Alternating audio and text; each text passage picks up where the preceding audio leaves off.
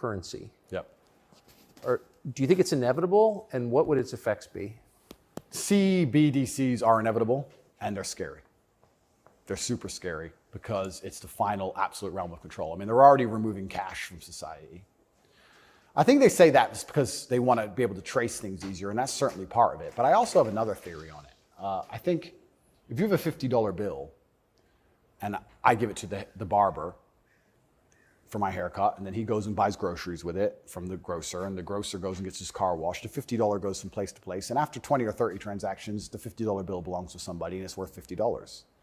Whereas if I pay by card, 1.5% goes to the bank. And then if he takes the money I've given him and pays for the groceries, 1.5% goes to the bank. And after the groceries have been paid for, when he goes to get his car washed, 1.5% goes to the bank. So after 20 or 30 transactions, the $50 is gone, the bank has it all. I think that's why they're so desperate to get rid of cash. It's interesting.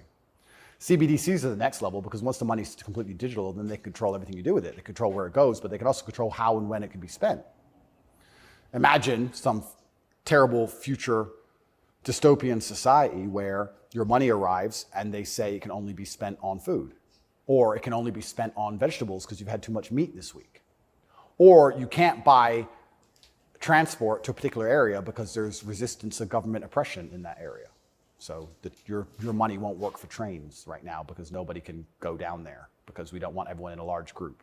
We want everyone at home in their pods. And they can track everywhere it goes, and they can also track how it's spent, and they can control how it's spent. They can put a time limit on it. You have an hour to spend this money. Scary. Like, think of all the ways they can inflict control over it. And I think this is actually one of the reasons why also I'm disliked. The BBC said this to me when they interviewed me.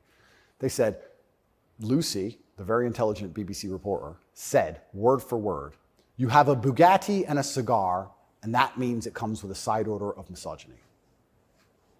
I said, how does having a Bugatti and a cigar come with a side order of misogyny? And you can order misogyny on the side? Looks like it. It's like a sauce. And she repeated it because she couldn't. Yeah, you have a Bugatti and a cigar, and it comes with a side order of misogyny. So I was like, but they're not sending their best. Yeah, I don't think they have any best, to be honest. But the point they're making, what she doesn't realize she's making, because she's not smart enough, but what she wanted to say, but she couldn't say in a way which sounded negative, is financial freedom is required to a degree to resist. The reason I'm also disliked is because I'm financially successful.